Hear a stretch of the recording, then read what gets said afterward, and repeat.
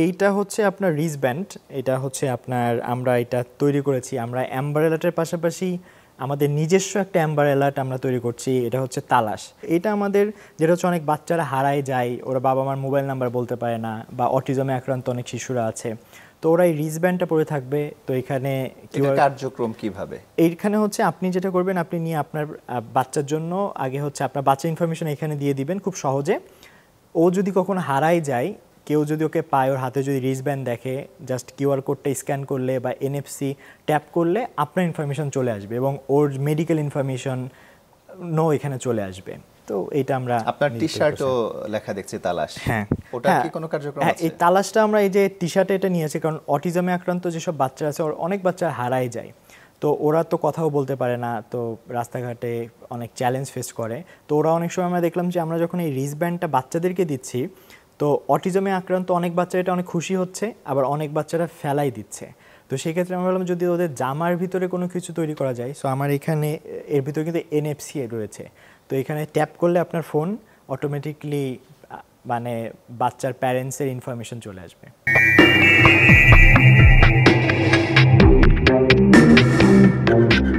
দর্শক শুভেচ্ছা নেবেন, আশিক তমাল স্বাগত জানাচ্ছি চ্যানেল 24 এর নিয়মিত আয়োজন যত কথা অনুষ্ঠানে। আজকের পর্বে আমাদের মাঝে অতিথি হয়ে এসেছেন সাদাত রহমান সাকিব। তিনি আন্তর্জাতিক শিশু শান্তি পুরস্কার বিজয়ী।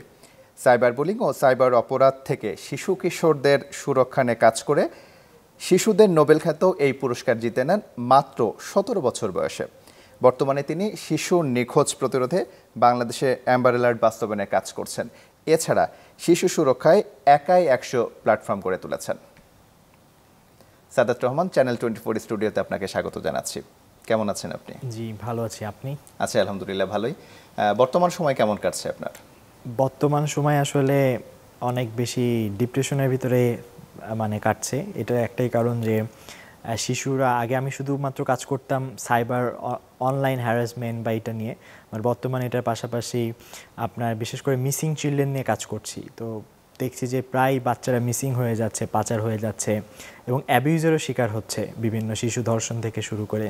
কিন্তু তাদের জন্য আসলে তেমন কিছু করতে পারছি না, বারবার এই নিউজগুলো সামনে আসছে, যার কারণে একটু ব্যক্তিগতভাবে হতাশা কাজ করছে। আপনি সাইবার বুলিং দিয়ে কাজ করা শুরু করেন, কত বছর বয়স থেকে আসলে শুরু হয় কাজটা? আমাদের এটা কাজটা আমরা শুরু করি 2019 সাল থেকে। একটা মেয়ে আত্মহত্যা করেছিল পিরোজপুরে, তখন থেকে আসলে এই ব্যাপারটা আমরা বুঝতে পারি যে কোনো একটা প্ল্যাটফর্ম থাকা দরকার যেখানে এই বাচ্চা কাচ্চা টিনেজার যারা, আমি তখন নিজেই টিনেজার ছিলাম, মানে হেল্প পাওয়ার জন্য কোনো একটা জায়গা থাকে। ওই থানায় জিডি করা, কারণ আমরা আমাদের সোসাইটি ওরকম না। তো আমরা মানে আমি যখন ফার্স্ট ইয়ারে পড়ি কলেজ, তখন 2019 সালে আমাদের এই সাইবার টিনস শুরু করা হয়, বাট এর আগে আমি অন্যান্য সামাজিক সংগঠন করতাম। সাইবার টিনসটা কি একটু আমরা জানতে চাই। সাইবার টিনসটা হচ্ছে যে একটা প্ল্যাটফর্ম, আমাদের অ্যাপ সহ আমাদের ওয়েবসাইট পেজ অনেক কিছু রয়েছে, যে কোনো টিনেজার যদি অনলাইনে cyber bullying, cyber harassment, blackmail এগুলো শিকার হয়, ও আমাদের কাছে জানাবে, আমরা ওকে হেল্প করব এবং পুলিশের সাথে কানেক্ট করে দিব, যেন আসলে ও যদি অনেক বেশি ব্ল্যাকমেল বা এরকম সমস্যায় পড়ে, যেন আসলে ওইটা থেকে কাটিয়ে উঠতে পারে। আগ্রহটা বাড়লো কিভাবে সাইবার টিনস গঠনে? এইটা আসলে ওই যেটা বললাম যে 2019 সালে রূপা নামে একটা কিশোরী পিরোজপুরে আত্মহত্যা করে সাইবার হ্যারাসমেন্টের শিকার হয়ে। তো তখন আমি যখন নড়াইলে ছিলাম, তখন এই নিউজটা আমি দেখি, দেখার পরে আমার কাছে মনে হয়েছে যে একটা মেয়ের একটা ছবি এডিট করে, এখন যেরকম এআই আছে বা মানুষজন এআইয়ের অভ্যস্ত, আমরা ফেসবুকে খুললেই কিন্তু দেখতে পারি যে এটা কিন্তু এআই না, আমি কিন্তু এআই। কিন্তু 2019 সালে কিন্তু ওই সিচুয়েশন ছিল না, যার ফলে প্রত্যন্ত এলাকার একটা মেয়ের একটা ছবি এডিট করে কেউ যদি ফেসবুকে পোস্ট করতো বা তাকে অপমানিত করার জন্য অনলাইনে সাইবার বুলিং করতো, তো তখন কোনো প্ল্যাটফর্ম ছিল না। মানুষজন ওই ব্লেম করতো যে হ্যাঁ কেন তোমার নামে এটা হচ্ছে, তোমার এখন বিয়ে দিয়ে দিতে হবে, পড়াশোনা দরকার নাই, হ্যাঁ তুমি খারাপ। তো ওই জায়গা থেকে আমার কাছে মনে হলো যে একটা প্ল্যাটফর্ম থাকা দরকার, টিনেজাররা ওদের সমস্যাগুলো যেন ওরা বলতে পারে এবং ওরা যেন সাপোর্ট পায়। সেই জায়গা থেকে আমরা নড়াইলে পাইলটিং শুরু করেছিলাম, এখন দেশব্যাপী কাজ করছি। এই সাইবার বুলিং সম্পর্কে আসলে শিশু কিশোররা কতটা সচেতন?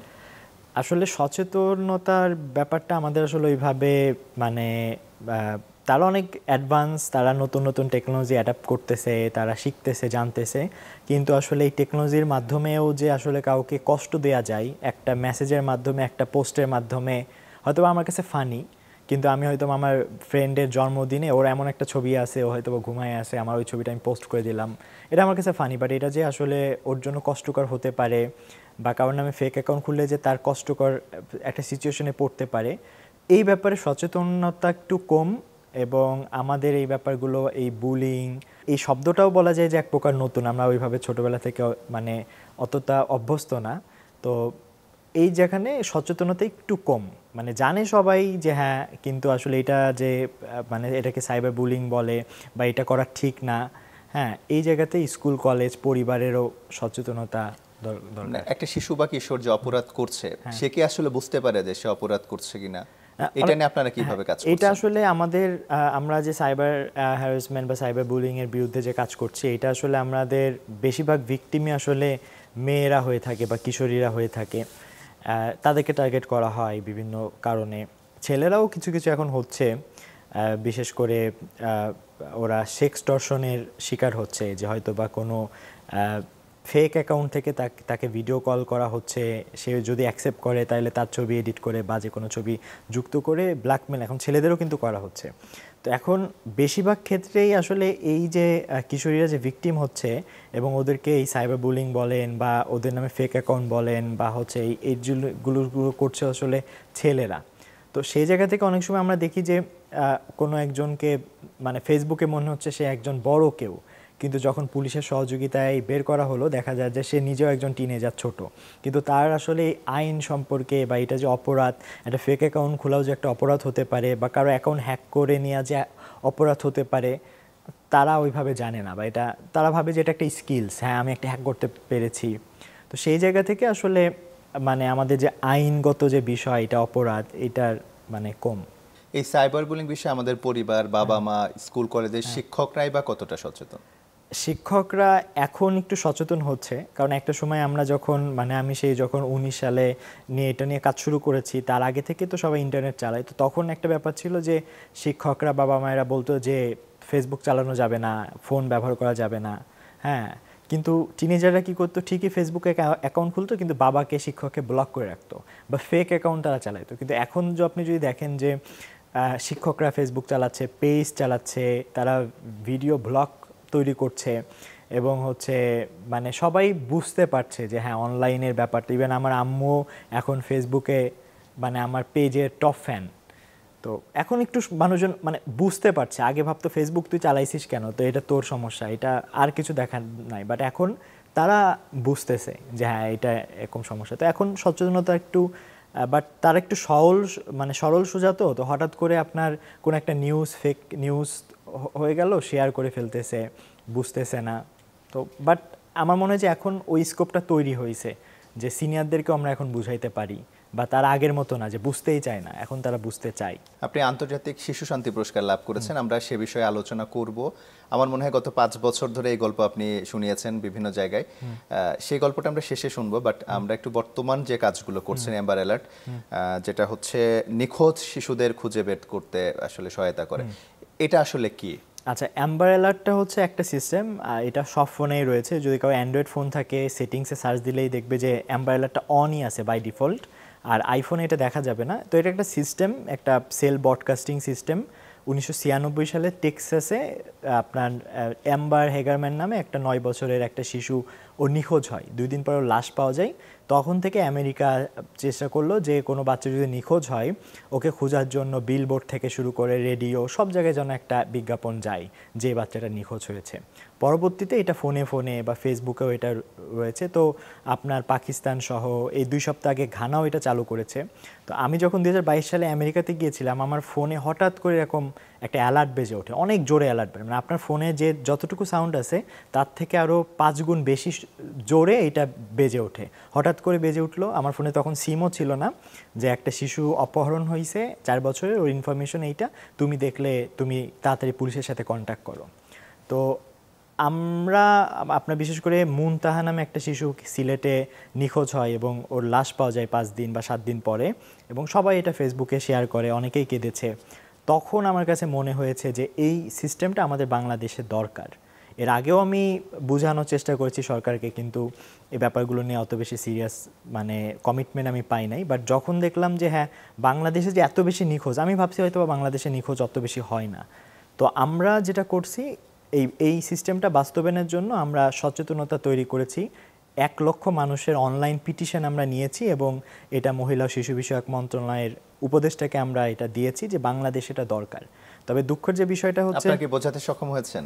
বুঝাতে সক্ষম হয়েছি বলতে যে হ্যাঁ, এটা জনগণ সবাই চাচ্ছে, কিন্তু সরকারের end থেকে যতটা আগ্রহ দরকার, যেমন কোনো দেশে কিন্তু পিটিশন লাগে নাই। আপনি যদি দেখেন ঘানার মতো দেশ, তারা 2 সপ্তাহ আগে এটা চালু করেছে। আবার যদি দেখেন নাইজেরিয়া, তারা আবার যদি আপনি দেখেন পাকিস্তান, তারা সেই 18 সাল থেকে এটা চালাচ্ছে। তো আমাদের বাংলাদেশে আসলে কি শিশুদের নিয়ে কাজ করার জন্য কোনো এজেন্সি নাই যারা আসলে মানে একদম চাইল্ড প্রোটেকশন নিয়ে অনেক বেশি কাজ করে। আমাদের একাডেমি আছে, মানে ধরেন মানবাধিকার কমিশন যেরকম রয়েছে, কিন্তু সেরকম যদি শিশুদের নিয়ে সারাদিন ভাবে এরকম যদি থাকতো তাহলে পিটিশনও লাগতো না, এটা নিয়ে কথাও বলা দরকার ছিল না। ইভেন আমি যে এই সাইবার টিনস করেছি এটাও করা দরকার ছিল না, হয়তো বা সরকারই এইটা নিয়ে ভাবতো। তো এখন যদি আপনি চিন্তা করেন যে শিশুদের নিয়ে যে সরকারই আসুক, তারা খুব একটা বেশি ভাবে না। সরকার আসলে কিভাবে সহায়তা করবে এখানে? সরকারের মানে কাজটা আসলে সরকারের। আমাদের সাইবার টিনসের কথা যদি বলেন, আমরা যেটা করছি যে মানে সাধারণ কিশোর তো পুলিশকে ভয় পায় বা ম্যাজিস্ট্রেটকে ভয় পায়। আমরা যখন পরীক্ষা দিয়েছি, দেখা যায় ম্যাজিস্ট্রেট আসতে সবাই চুপ, একদম ভয় পেয়ে যাচ্ছে। ইভেন ছোটোবেলায় যখন এই যে আমি মানে খাবার খাইতাম না, বলতো যে খাও নাইলে পুলিশ এসে ধরে নিয়ে যাবে। তো কাজটা সরকারের, বাট সরকারেরকে সরাসরি টিনেজাররা জানাইতে পারে না, এই কারণে আমাদেরকে জানাই। কিন্তু সরকার যখন ব্যাপারগুলো মানে বুঝবে, অন্য অন্য দেশ যেরকম শিশুদের নিয়ে যেমন চাইল্ড ট্রাফিকিং বলেন, এগুলো নিয়ে এজেন্সি আছে, সাইবারের জন্য স্পেশাল ইউনিট রয়েছে। কারণ একটা শিশুদের সমস্যা যেরকম, একজন অ্যাডাল্টের সমস্যা কিন্তু একরকম না। তো সরকারের পলিসিগত জায়গাতে কাজ করা দরকার, পাশাপাশি চাইল্ড ফ্রেন্ডলি পুলিশ দরকার, যারা আসলে শিশুদেরকে মানে জাজমেন্ট ছাড়া আসলে শুনবে। কারণ আপনি যদি দেখেন, এই যে এসএসসি পরীক্ষা গেল, 20 জনের বেশি আত্মহত্যা করেছে, এটা আমি অনলাইনে সার্চ করে দেখেছি। এর বাইরে অনেক শিশুরাই হয়তো বা আত্মহত্যা করছে। এখন ওর যে মনের একটা কষ্ট আছে, হয়তো বা A+ মিস গিয়েছে বা একটা সাবজেক্টে ফেল করেছে, তো ওর কথাটা কিন্তু বাবা মাকেও বুঝাইতে পারতেছে না, কাউকে বুঝাইতে পারতেছে না, ও সুইসাইড করছে। তো ওর কথা শোনার জন্য আমাদের কোনো প্ল্যাটফর্ম আসলে নাই। তো এটা সরকারের দিক থেকে যদি না হয়, আমরা এই একটা আন্তর্জাতিক শিশু শান্তি পুরস্কার পেলাম, একটু ফান্ড পেলাম, এইভাবে করে হয়তো আপনি আন্তর্জাতিক শান্তিতে যে পুরস্কারটা পেয়েছেন, আমাদের প্রধান উপদেষ্টা যিনি, তিনিও কিন্তু শান্তিতে নোবেল পেয়েছেন। আপনি কি ওনার সাথে যোগাযোগ করেছেন এ বিষয়ে? ওনার সাথে আমাদের যোগাযোগ হচ্ছে। মানে একটা ভালো খবর হচ্ছে যে 2016 সালে মানে আমাদের যে আন্তর্জাতিক শিশু শান্তি পুরস্কার, এটা প্রত্যেক বছর শান্তিতে একজন নোবেল জয়ী হচ্ছে প্রাইজটা হ্যান্ডওভার করেন। তো 2016 সালে ডক্টর মোহাম্মদ ইউনূস স্যার, উনি দুবাইয়ের একটা মেয়েকে এই পুরস্কারটা হ্যান্ডওভার করেছিলেন নেদারল্যান্ডসের হেগে। তো এটার জন্য যদিও আমি হচ্ছে আগের সরকারের অনেক ঝামেলাও পড়েছিলাম যে একটা অ্যাওয়ার্ড আমি পেয়েছি যেটার সাথে ডক্টর মোহাম্মদ ইউনূস স্যার জড়িত। তো বাট এইটা আবার এখন খুব মানে আমার জন্য সৌভাগ্য হয়েছে। নেদারল্যান্ডসের যে আমার আন্তর্জাতিক শিশু শান্তি পুরস্কার যারা আমাকে প্রদান করেছে, তারা যোগাযোগ করেছে। খুব তাড়াতাড়ি ইনশাল্লাহ স্যারের সাথে দেখা হবে এবং আমাদের যে দাবিগুলো রয়েছে শিশুদের জন্য, যেটা যেটা করানো দরকার, আমাদের যে প্রস্তাবগুলো রয়েছে, সেটাও আমরা দিব। আমরা আশাবাদী যে এমবার অ্যালার্ট এবার বাস্তবায়ন হবে ইনশাল্লাহ। আর একটা বিষয়, আপনারা কাজ করছেন শিশুদের সুরক্ষায়, একা 100 প্ল্যাটফর্ম, এটা কি? এইটা আসলে আমরা এমবার অ্যালার্ট নিয়ে মানে সাইবার টিনস নিয়ে তো আমরা কাজ করছি, এটার পাশাপাশি যখন এমবার অ্যালার্ট নিয়ে আমরা কাজকর্ম শুরু করলাম, তখন যেটা হয় আসিয়ার ঘটনা ঘটে। তো আমার কার্যক্রম নড়াইলে হইলেও আমার দেশের বাড়ি মাগুরাতে। তো আসিয়া যখন ঢাকায় আসলো, আমি নিজে আপনার ঢাকা মেডিকেলে প্রথম 2 দিন ছিলাম, ওর ফ্যামিলির সাথে দৌড়াদৌড়ি করছি, ওর ভাইয়ের সাথে, মামাতো ভাইয়ের সাথে। তো তখন মনে হচ্ছে যে মানে আসিয়ার একটা জিনিস দেখেন, যে ওকে যখন হসপিটালে নিয়ে আসা হলো, অ্যাম্বুলেন্স ভাড়া ছিল না ঠিকঠাক মতো, কিন্তু ও যখন মারা গেল তখন হেলিকপ্টারে ওকে পৌঁছে দেওয়া হলো। তো আসিয়ার ঘটনায় সবাই আমরা কথা বলেছি, সবাই কেঁদেছি, একটা মুভমেন্ট তৈরি হয়েছে। তো তখন আমি ভাবলাম যে একটা প্ল্যাটফর্ম দরকার, কারণ আসিয়ার মতো সব আসিয়ার জন্য কিন্তু সবাই আওয়াজ তুলছে না, বা সব আসিয়ার জন্য বিচার হচ্ছে না। তো যারা মনে করে নিজেদেরকে একাই 100 শিশুদের সুরক্ষায়, তারা আমাদের এই প্ল্যাটফর্মে যোগ দিবে এবং কোনো শিশু নির্যাতনের ঘটনা ঘটলে অন্তত 100 জন মানুষ কথা বলবে। সেই জায়গা থেকে আমাদের প্ল্যাটফর্ম, এবং আপনি দেখবেন যে আমরা এই কমিক বইও তৈরি করেছি, এটা গুড টাচ ব্যাড টাচ নিয়ে কার্টুনের মাধ্যমে বাচ্চাদেরকে এবং অভিভাবকদের একটু শেখানো। ক্যামেরায় দেখাবেন। আচ্ছা, এটা হচ্ছে জংলি একাই 100। আমরা জংলি সিনেমা থেকে অনুপ্রাণিত হয়ে এই কমিক বইটা তৈরি করেছি। এখানে যে ট্রাফিক সিগন্যাল রয়েছে রেড, গ্রিন এবং ইয়েলো, তো আমাদের বাচ্চাদের শরীরের ভিতরেও কিন্তু এই 3টা মানে জায়গা রয়েছে যেখানে আসলে কেউ হাত দিতে পারবে না, রেড। এভাবে করে আমরা বাচ্চাদেরকে কার্টুনের মাধ্যমে শেখাচ্ছি। তো এটা আমরা হচ্ছে এখন প্রত্যেকটা উঠোনে উঠোনে, স্কুলে স্কুলে আমরা হচ্ছে নিয়ে যাব, ভলেন্টিয়াররা এই অ্যাওয়ারনেস ক্যাম্পেইনগুলো করবে। আর ইভেন এই একাই 100 প্ল্যাটফর্মের মাধ্যমে কিন্তু আপনারা দেখেছেন যে ক্রিম আপা নামে একজন সোশ্যাল মিডিয়াতে একজন ভাইরাল একজন ব্যক্তি, সে তার বাচ্চাকে নিয়ে যখন নির্যাতন করছিল সবাই কথা বলেছে, এবং একাই 100-র মাধ্যমে আমরা সরকারকে যখন আবেদন করলাম আইনগত ব্যবস্থা নেওয়া হয়েছে। তো এটা শিশুদের জন্য এক্সক্লুসিভ একটা প্ল্যাটফর্ম, যারা শিশুদেরকে স্নেহ করে, ওদের বিরুদ্ধে কথা মানে ওদের বিরুদ্ধে অন্যায় হলে এটার প্রতিবাদ করে, ওইদেরকে নিয়ে একটা প্ল্যাটফর্ম। আচ্ছা, আপনার এক হাতে ঘড়ি আর এক হাতে কি ওগুলা? এইটা হচ্ছে আপনার রিস্টব্যান্ড। এটা হচ্ছে আপনার, আমরা এটা তৈরি করেছি, আমরা অ্যাম্বার অ্যালার্টের পাশাপাশি আমাদের নিজস্ব একটা অ্যাম্বার অ্যালার্ট আমরা তৈরি করছি। এটা হচ্ছে তালাশ। যেমন মালয়েশিয়াতে অ্যাম্বার অ্যালার্ট রয়েছে, কিন্তু ওদের নিজস্ব একটা প্ল্যাটফর্ম আছে নূর। আবার পাকিস্তানেও তাই, জয় নাব অ্যালার্ট নামে ওদের নিজস্ব সিস্টেম আছে। তো এটা আমাদের, যেটা হচ্ছে অনেক বাচ্চারা হারায় যায়, ওরা বাবা মার মোবাইল নাম্বার বলতে পারে না, বা অটিজমে আক্রান্ত অনেক শিশুরা আছে, তো ওরা এই রিস্টব্যান্ডটা পরে থাকবে। তো এখানে কার্যক্রম কিভাবে? এইখানে হচ্ছে আপনি যেটা করবেন, আপনি নিয়ে আপনার বাচ্চার জন্য আগে হচ্ছে আপনার বাচ্চা ইনফরমেশন এখানে দিয়ে দিবেন খুব সহজে। ও যদি কখনো হারাই যায়, কেউ যদি ওকে পায়, ওর হাতে যদি রিস্টব্যান্ড দেখে, জাস্ট কিউআর কোডটা স্ক্যান করলে বা এনএফসি ট্যাপ করলে আপনার ইনফরমেশন চলে আসবে, এবং ওর মেডিকেল ইনফরমেশন এখানে চলে আসবে। তো এটা আমরা, আপনার টি শার্টও লেখা দেখছি তালাশ। হ্যাঁ, ওটা কি কোনো কার্যক্রম আছে? এই তালাশটা আমরা এই যে টি শার্টে এটা নিয়েছি, কারণ অটিজমে আক্রান্ত যেসব বাচ্চা আছে, অনেক বাচ্চা হারাই যায়, তো ওরা তো কথাও বলতে পারে না, তো রাস্তাঘাটে অনেক চ্যালেঞ্জ ফেস করে। তো ওরা অনেক সময় আমরা দেখলাম যে আমরা যখন এই রিস্টব্যান্ডটা বাচ্চাদেরকে দিচ্ছি, তো অটিজমে আক্রান্ত অনেক বাচ্চা এটা অনেক খুশি হচ্ছে, আবার অনেক বাচ্চারা ফেলাই দিচ্ছে। তো সেক্ষেত্রে আমরা বললাম যদি ওদের জামার ভিতরে কোনো কিছু তৈরি করা যায়। সো আমার এখানে এর ভিতরে কিন্তু এনএফসি রয়েছে, তো এখানে ট্যাপ করলে আপনার ফোন অটোমেটিকলি মানে বাচ্চার প্যারেন্টসের ইনফরমেশন চলে আসবে। আমরা চেষ্টা করছি এটা নিয়ে আসলে কাজ করার। মানে একটা সাধারণ মানুষ এগুলো কিভাবে পাবে? এইগুলো হচ্ছে খুব সহজে তারা হচ্ছে অনলাইনে অর্ডার করতে পারবে, আপনার আমাদের পেজ থেকে অর্ডার করতে পারবে। মানে বাণিজ্যিকভাবে কি এখন তৈরি হচ্ছে? এইটা বাণিজ্যিকভাবে আমরা হচ্ছে খুব দ্রুত লঞ্চ করব। আমরা এখন একটু R&D ফেসে আছি, তো আমরা হয়তো বা এক মাসের ভিতরে এটা হচ্ছে লঞ্চ করব। অপরাধ এবং অপরাধীদের নিয়ে কাজ করেন, তো এই কাজ করতে যে নিজের জীবনের ঝুঁকি কতটুকু বা কোনো চ্যালেঞ্জ মোকাবেলা করতে হয়েছে কিনা? চ্যালেঞ্জ আসলে আমার কাছে, আমি যেটা বিশ্বাস করি সেটা হচ্ছে, নিজেই তো এখন কি কিশোর, আমি এখন ইয়ুথ বাট মনের দিক থেকে শিশু। তো যেটা বিশ্বাস করি যে আমি বাবা মার একমাত্র ছেলে, এবং আমার আব্বু পোস্টিংয়ের সময় বিভিন্ন জায়গায় আমি পড়াশোনা করেছি, পোস্টিং হয়েছি। তো আমার কাছে যখন সমস্যাগুলো আসে এবং সলিউশনও আমার মানে মাঝে আসে, এবং আমি আমার টিমদের সাথে আলোচনা করি, তো আমার কাছে মনে হয় যে আজকে যদি আমার বোন এরকম আসিয়ার মতো রেপ হতো বা মিসিং হয়ে যেত, অথবা হচ্ছে সাইবার হ্যারাসমেন্টের শিকার হয়ে সুইসাইড করতো, যেহেতু আমার মাথায় আইডিয়া এসেছে এবং আল্লাহ আমাকে কাজগুলো বাস্তবায়ন করতে সহজ করে দিচ্ছে, আর মরতে তো হবেই সবাইকে যে কোনোভাবেই, আমি কাজ করে যাচ্ছি। অনেক রিস্ক, অনেক থ্রেড আসে, কিন্তু আবার ওইটা সমাধানও হয়ে যায়, তো আমার ওই ভয়টা নাই।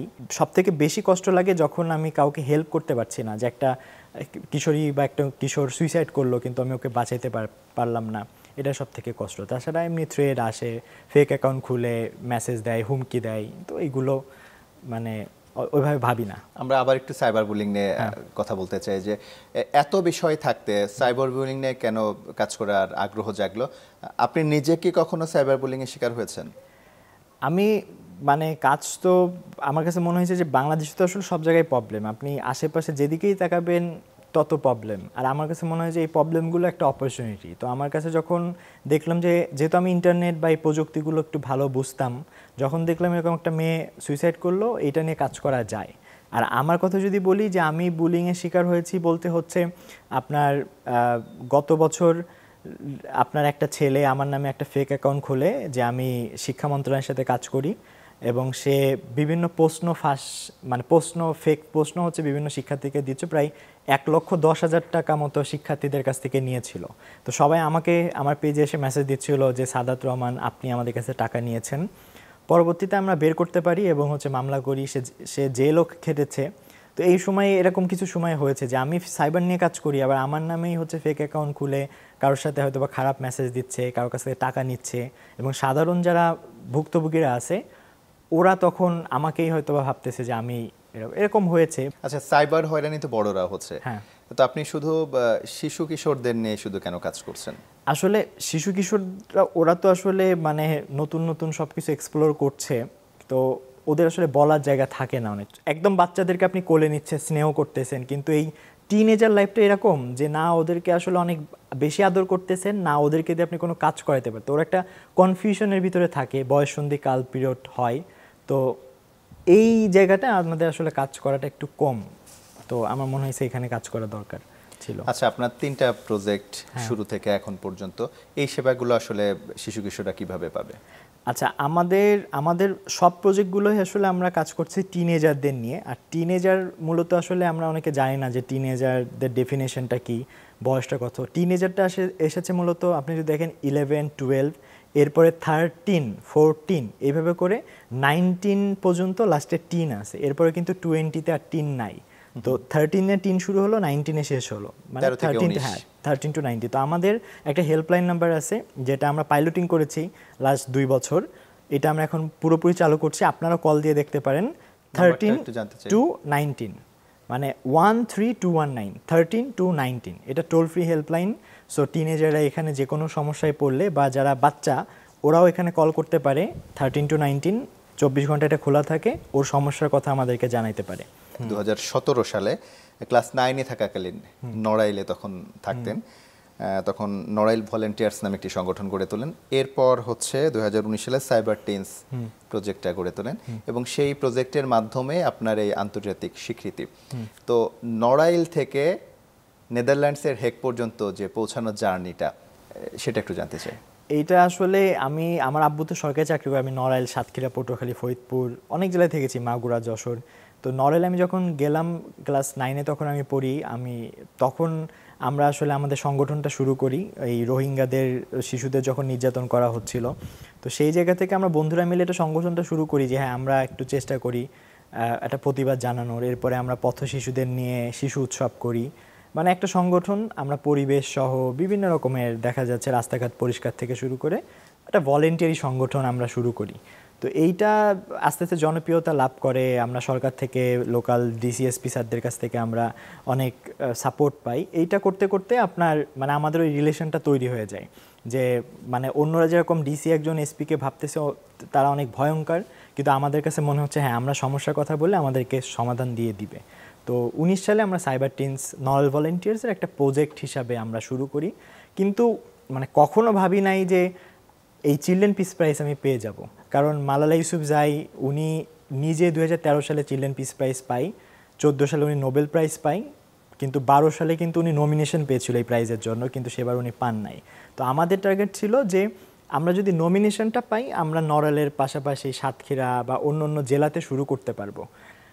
কিন্তু মানে আমি জানিও না মানে কিভাবে যে আমি সারা বিশ্বে, কারণ আমরা ন্যাশনালি কখনো অ্যাওয়ার্ড পাই নাই যে সেখানে ইন্টারন্যাশনালি এই পুরস্কারটা একজন পাবে। আর আমি বাংলাদেশে তো এখন পর্যন্ত আপনি একাই। হ্যাঁ, বাঙালি হিসাবে বা বাংলাদেশে আমি একাই এখন আছি। তবে সুখবর যে হচ্ছে যে আমি চিলড্রেন পিস প্রাইজ পাওয়ার পরে অনেক শিশুরা ওরা বিভিন্ন বিষয় নিয়ে কাজ শুরু করেছে এবং কয়েকবার নমিনেশনও চিলড্রেন পিস প্রাইজের জন্য পেয়েছে। তো এটা একটা পজিটিভ যে ওই কবে আপনি পড়াশোনা শেষ করে ডাক্তার ইঞ্জিনিয়ার হয়ে তারপরে সোসাইটির জন্য কাজ করবেন না, আপনি এখনই শিশুদের জন্য কথা বলতে পারেন, ওদের জন্য কাজ করতে পারেন। অনেকেই তো কাজ করছে শিশু কিশোরদের নিয়ে, তারা যদি আবেদন করতে চায় এই আবেদনটা আসলে কিভাবে করতে হয়? এটা আসলে একজনকে নমিনেট করতে হয়। যেমন আমাকে হচ্ছে আমার নমিনেশনটা আমাকে নমিনেট করেছিল গভর্নমেন্ট, মানে লোকাল জেলা প্রশাসক মহোদয় আমাকে নমিনেশন করেছিল এই প্রাইজের জন্য। তো যে কেউ এটা নমিনেশন করতে পারে, কোনো ভার্সিটির শিক্ষক অথবা সরকারি বেসরকারি এনজিওরাও কোনো একটা শিশুকে নমিনেশনের জন্য আবেদন করতে পারে। আপনি 2020 সালে 1 লাখ ইউরো পুরস্কার পান। হ্যাঁ, বাংলাদেশি টাকায় এই যে পরিমাণ টাকা, এই টাকাটা আসলে কিভাবে খরচ করেছেন? আচ্ছা, এই আন্তর্জাতিক শিশু শান্তি পুরস্কারের পাশাপাশি যেটা দেওয়া হয় একটা হচ্ছে যে মিডিয়া এক্সপোজার, তো সারা মানে আমাদেরকে একদম সারা বিশ্বে এটা প্রমোট করা হয়েছে। এর পাশাপাশি আমি কাজের জন্য হচ্ছে আপনার প্রায় 1 কোটি টাকার মতো আমাদের প্রাইজ ফান্ড থাকে যেন আমি আমার কাজগুলো করতে পারি। এর পাশাপাশি উইনারকে ব্যক্তিগতভাবে তারা তাদের পড়াশোনা, থাকা, খাওয়া এটার খরচ দেয়। যেমন আমি বাংলাদেশে আপনার প্রত্যেক বছর 7 লক্ষ টাকা মতো হচ্ছে আমার পড়াশোনা, থাকা, খাওয়া বা চলাচলের জন্য পাই। এটা কারা দিচ্ছে? এটা নেদারল্যান্ডসে দিচ্ছে যে উইনার হিসেবে। এটা আমার ব্যক্তিগত, যাতে আমার আসলে কাজ করতে, থাকা খাওয়া সমস্যা না হয়। আর কাজের জন্য তো আমাদের প্রজেক্ট ফান্ড থাকেই, বাট এটা এখন শেষ। এখন আমরা আসলে ফান্ডিং আমাদের নাই, কারণ আমরা আবার নতুন এই যে তালাশ সহ আরও অনেক কিছু শুরু করেছি, যার কারণে আসলে আমরা এখন ফান্ডিংয়ে একটু ক্রাইসিসের মধ্যে আছি। মানে এই তালাশের প্রজেক্ট বা আরেকটা যেটা একা 100-র যে প্রজেক্ট, এই প্রজেক্টের ফান্ডটা আপনারা কিভাবে পাবেন? এইটা এখন স্কোপ হচ্ছে যে আসলে আমাদের হয় গভর্নমেন্ট আমাদেরকে সাপোর্ট দিবে, নাই যারা বড় বড় কোম্পানি আছে তারা সিএসআর অ্যাক্টিভিটি করবে, আর আমাদের ভলেন্টিয়াররা মানে সাপোর্ট করবে। কারণ এইখানে আসলে মানে আমাদের সব সার্ভিস কিন্তু নন প্রফিট। আমাদের যে টোল ফ্রি হেল্পলাইন, এখানে কিশোর কিন্তু ফ্রিতে কথা বলতে পারতেছে। তো আবার এখন যে কল রিসিভ করবে তাকে কিন্তু আমার ঠিকই, এখন যারা কাজ করছে হয়তো বা একদম অল্প সামান্য কিছু টাকা নিয়ে ওরা কাজ করতেছে, কিন্তু এটার জন্য আমি যতক্ষণ পর্যন্ত পুরোপুরি ফান্ড আমার স্পন্সর ম্যানেজ না হবে আমি বড় পরিসরে কাজ করতে পারছি না।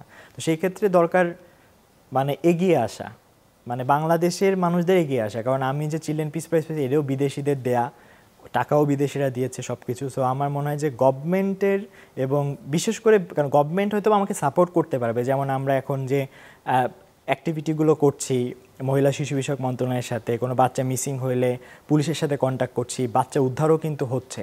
আপনার কিছুদিন আগে একটা বাচ্চা ও টঙ্গী থেকে এক বোরকা পরা মহিলা ছোট একটা 4 বছর একটা বাচ্চাকে বলে যে আমি তোমার চাচি লাগি, চলো তোমাকে মিষ্টি কিনে দিব। এইভাবে করে ওকে অপহরণ করে 5 দিন পরে তাকে সেই ঝিনাইদহ থেকে উদ্ধার করা হয়েছে। তো এখন একটা বাচ্চা ধরেন বোরকা পরে একটা মহিলা যদি নিয়ে যায়, আপনি আমি ভাববো কিন্তু মনে হয় কান্নাকাটি করলেও ভাববো যে ওর মা, কিন্তু ওইটা যে আসলে পাচার হয়ে যাচ্ছে এটা কিন্তু আমরা ভাবছি না। তো সরকারের ব্যাপারটা হচ্ছে, সরকারের লিমিটেশন হচ্ছে সরকার আমাকে রিসোর্স দিয়ে হেল্প করতে পারবে, কিন্তু ফান্ডিং ওইভাবে তারা মানে দিতে পারে না তো সহজে। তো সেই ক্ষেত্রে যত বড় বড় কোম্পানিরা আছে তারা যদি এটা নিয়ে এগিয়ে আসে তাইলেই কাজ করা সম্ভব। আপনাদের সাথে যদি কেউ কাজ করতে চায় কিভাবে কাজ করবে? ভলেন্টিয়ার হইতে গেলে সে আমাদের ওয়েবসাইটে যেতে পারে, আমাদের ফেসবুক পেজে যেতে পারে, অথবা 13-19 কল করতে পারে। বাট 13-19 সবসময় যে কলে পাওয়া যাবে এরকম না, মানে অনেক কল আসে আমরা রেসপন্ড করতে পারি না। বাট সবথেকে ইজি হচ্ছে ফেসবুকে যদি আমাদের অ্যাম্বার অ্যালার্ট অথবা সাইবার টিমস অথবা একাই 100 লিখে কেউ সার্চ দেয়, আমাদের যে পেজ আসবে সেখানে মেসেজ করতে পারে।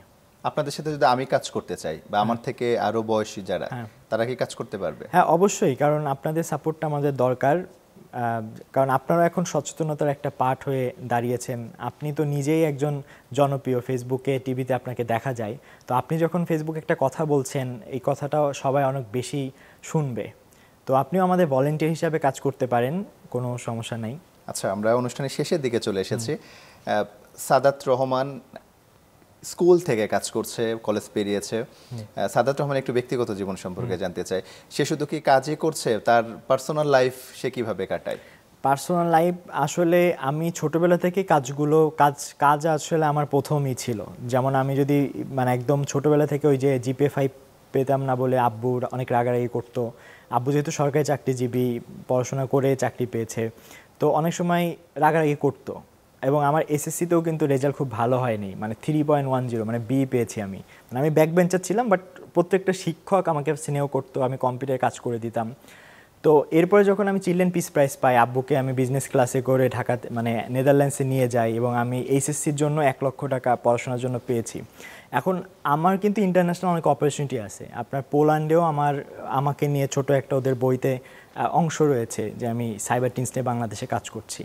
বাট চ্যালেঞ্জটা আমার হয়ে যাচ্ছে কি, মানে গভর্নমেন্ট থেকে পর্যাপ্ত সাপোর্ট না পাওয়ার কারণে দেখা যাচ্ছে আমার পড়াশোনা একটু ব্যালেন্স করতে সমস্যা হচ্ছে। যেমন আমি 21 সালে এইচএসসি দিয়েছি, পরবর্তীতে আমি বিউপিতে পাবলিক অ্যাডমিনিস্ট্রেশনে ভর্তি হয়েছি, কিন্তু আমি কন্টিনিউ করতে পারছি না। কারণ আমি যখন এটা কন্টিনিউ করতে চাচ্ছি তখন আমার কাজগুলো হচ্ছে না।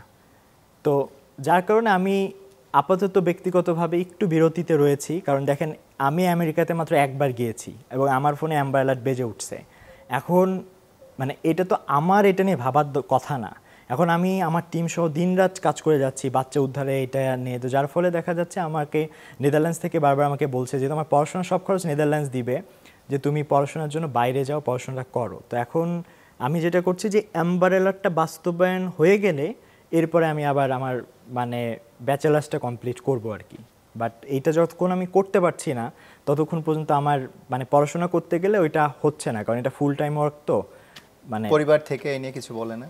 পরিবার থেকে তো বলে সবসময়, পরিবার থেকে ফ্যামিলি থেকে বলে, বাট মানে আমি এখন মানে কি করতে পারি, মানে যারা এত জ্ঞানী এত বড় বড় ব্যক্তি তারা অ্যাম্ব্রেলার বা এই ব্যাপারগুলো নিয়ে তারা ভাবছে না। তো আমার কাছে মনে হচ্ছে যে আমি একটা বাচ্চা যখন উদ্ধার করছি, সেই ঝিনাইদহ থেকে আমাদের কারণে বাচ্চাটা উদ্ধার হয়েছে, একটা বাচ্চাকে যখন হেল্প করতে পারছি, তো আমার কাছে মনে হচ্ছে যে আমি যদি মানে পড়াশোনা আপাতত একটু বিরতিও যদি নিই তো এটা ক্ষতি হবে না। আর বিশেষ করে এআই যখন চলে আসছে তখন আমার কাছে মনে হচ্ছে যে আমার মানে মানে আমি আমার লাইফের সব ডিসিশন আমি নিজে নিয়েছি। পড়াশোনা আমি করছি, আমি যে কাজ করছি, এই যে রিসার্চ করছি, অ্যাম্ব্রেলার কীভাবে কাজ করে, অ্যাপ বানাচ্ছি, এই জিনিসগুলো কিন্তু পড়াশোনা, কিন্তু মানে একাডেমিক পড়াশোনা ব্যালেন্স করে মানে কাজ ব্যালেন্স করা, আবার ফান্ডিংও নাই, কেউ টাকাও দিবে না, কারণ আমরা কিন্তু কারোর কাছ থেকে টাকা নিই না, মানে এমনি ডোনেশন বা এইভাবে নিই না, ওই গভর্নমেন্ট যতটুকু সাপোর্ট করে আর আমার পুরস্কারের যে টাকা সে টাকায় আমি চলি। কারণ বাংলাদেশে কোনো আপনি যদি কাউকে কোনো খাবার খাওয়াইতে চান টাকা পাবেন, কিন্তু আপনি যদি চান যে একটা অ্যাপ বানাবেন এবং এটা কোনো বিজনেস মডেল নাই, এটা জাস্ট ইম্প্যাক্টের জন্য, তখন কেউ টাকা দিতে চায় না। আপনি কিছুক্ষণ আগে বলছিলেন যে পোল্যান্ডের পাঠ্য বইয়ে সাদাত রহমানের জীবনী পড়ানো হচ্ছে, তো বাংলাদেশে কি এরকম কিছু ঘটেছে? হ্যাঁ, বাংলাদেশে আপনার বিভিন্ন ভর্তি পরীক্ষার প্রস্তুতিতে আমাদের বিষয়গুলো ছিল, বাট এটা হয়েছে কি যে আমার কাছে মনে হয় যে এটা একটু ওই ব্যক্তি পূজা টাইপের হয়ে যাচ্ছে, যে ধর আমি চিলড্রেন পিস প্রাইজ পেয়েছি, ওয়াও একটা সাদাত এত বড় অ্যাওয়ার্ড পেয়েছে, সোনার ছেলে, কিন্তু আমি যে প্রবলেম নিয়ে কাজ করতেছি এইটা নিয়ে যদি বেশি বেশি কথা বলা হতো তাহলে আমার মনে হয় যে আরও ভালো হতো। সাদাত রহমান, আপনাকে অসংখ্য ধন্যবাদ। আপনার মাধ্যমে আমরা অনেক কিছু জানতে পেরেছি। আশা করি যে আপনার যে পরিকল্পনা সেই পরিকল্পনা আপনি শীঘ্রই বাস্তবায়ন করতে পারবেন এবং বাংলাদেশ সরকারের কাছ থেকে পর্যাপ্ত সহায়তা পাবেন। জি, আপনাকেও ধন্যবাদ। দর্শক, যত কথা অনুষ্ঠান শেষ করছি আজকে এ পর্যন্তই। আগামী পর্বে নতুন কোনো অতিথির সাথে নতুন কোনো বিষয়ে কথা হবে। সে পর্যন্ত ভালো থাকুন, সুস্থ থাকুন।